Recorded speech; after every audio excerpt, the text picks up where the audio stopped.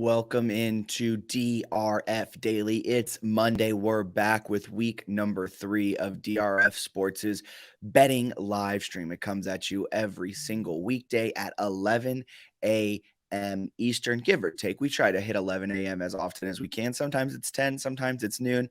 We work it out. We'll let you guys know. If you're not already, please like and subscribe to our YouTube page at DRF Sports. That's what we are on YouTube. And if you're watching on Twitter, go ahead and like us. Go ahead and follow us. I'm getting all my social medias mixed up. Follow us on Twitter at DRF_sports. And if you somehow found us on Twitch, we're on Twitch as well. You can follow us, subscribe to us there as well. But mostly YouTube and Twitter. I'll be honest, last week we didn't do so hot. I faded the numbers a little bit. I talked about how I shouldn't. PLL, we went 1-1. Max Sacco's underdog pick, though, just absolutely annihilated the competition and won. The Water Dogs, I think they were plus 118, plus 115, and they swept the floor. They big time win. The other best bet lost by 1 point, so not too great. I've been on the Avs.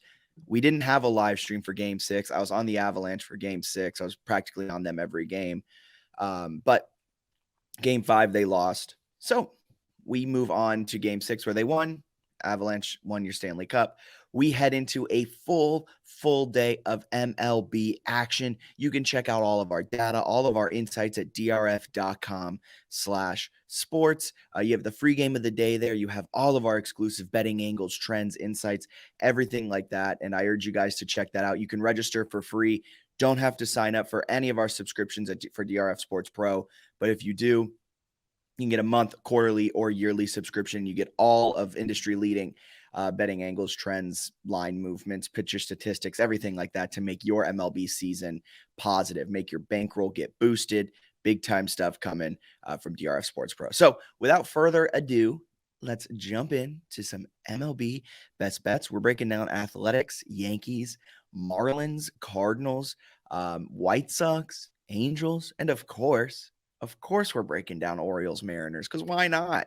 It's like the only national game for today on ESPN Plus tonight at 10 p.m. So that's our featured free game of the day. But we're going to start things off with maybe my favorite game of the day, the Athletics, Yankees.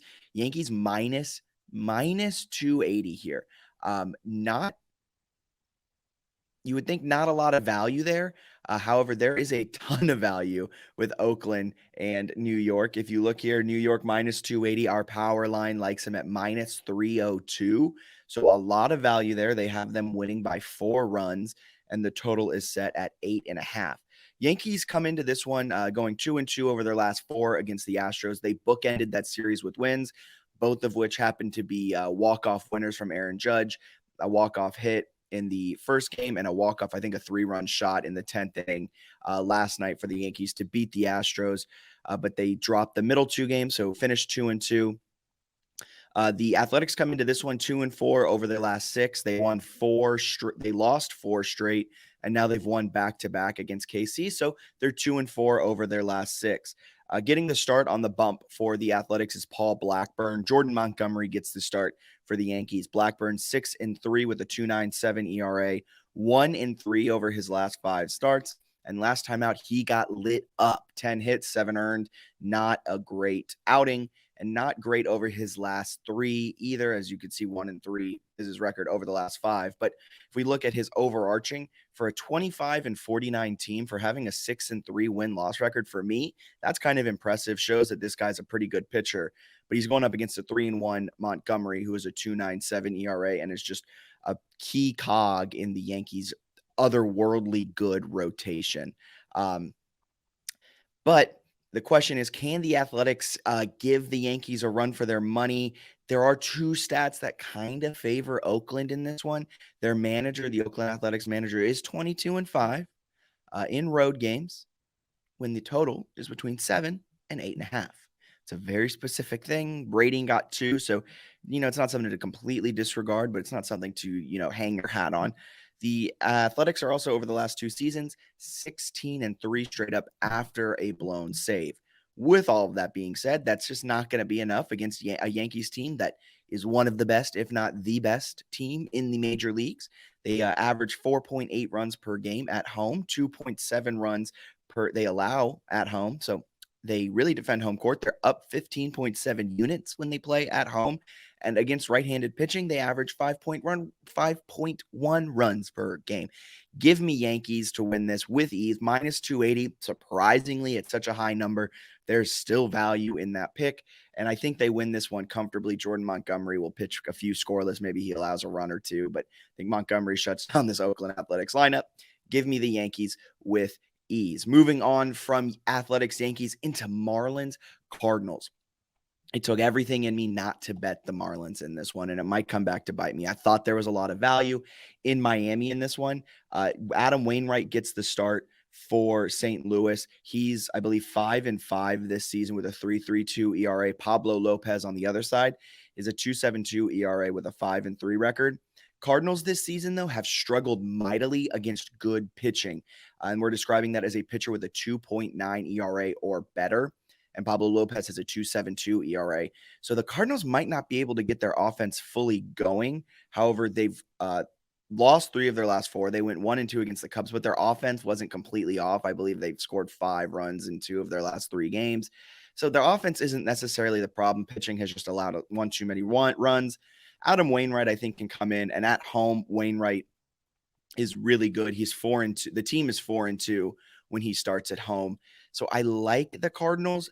But let me just give you some things that made me think the Marlins. As an underdog this season, the Marlins are 10 games above 500. They're 20-9 against the spread as a road underdog. Cardinals, on the other hand, 18-19 against the spread as favorites, and they're 12-14 as a home favorite. So makes you kind of want to lean with the Marlins, right? The Marlins are not a terrible team. They're 33-38. They're not great, but they're not terrible. Cardinals, on the other hand, are 41-34. Cardinals and the Marlins have really similar numbers, except the Cardinals pitching has been better all season. If you see here, if you look at statistics under runs scored and runs allowed, the Cardinals score 4.7 and they only allow 3.9. So nearly 1 whole run better per game, where the Marlins are just 0.3 runs better per game. That was tough to say.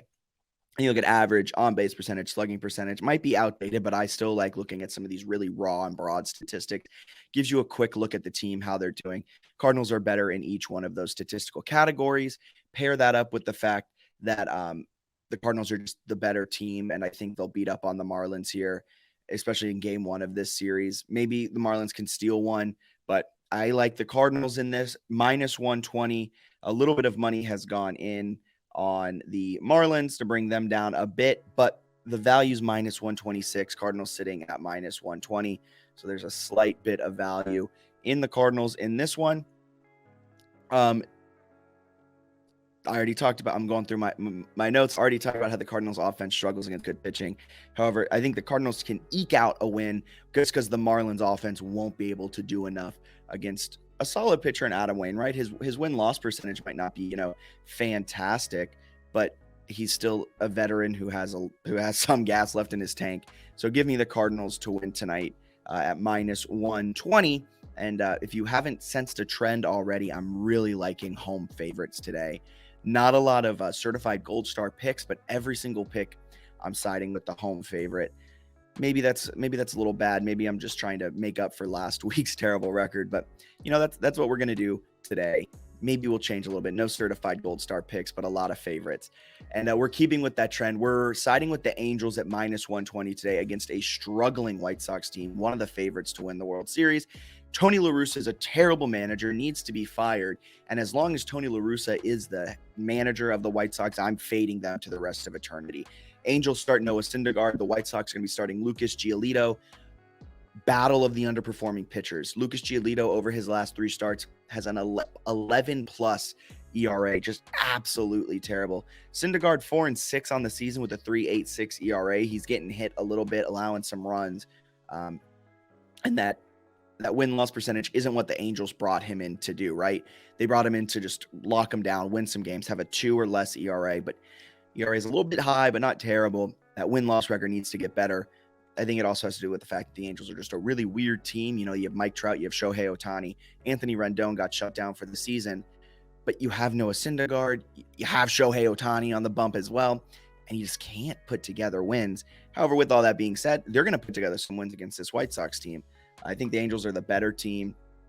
They broke their 4-game losing streak with a 4-3 win against Baltimore, but I believe they lost the first 2 games, maybe first 3 games of that series. So not great. Angels are 2-2 over their last 4. Not great either. But the Angels are at home. Noah Syndergaard's the better pitcher as of late than Lucas Giolito. Give me the Angels at -120. The Angels have also beat up on AL Central opponents over the last 3 seasons, going 17-7. But like I said, I'm fading the White Sox until further notice. This is what I'm saying. Fade the White Sox for the rest until Tony La Russa is fired. I think Max Sacco, one of our writers, will be appreciative of this. Fire Tony La Russa. I'll stop fading the White Sox. But until then, we're fading the White Sox. Give me Angels -120. The total, maybe lean. I'm going to lean the over just because both of these pitchers have been underperforming. So there might be a lot of hits, a lot of runs scored.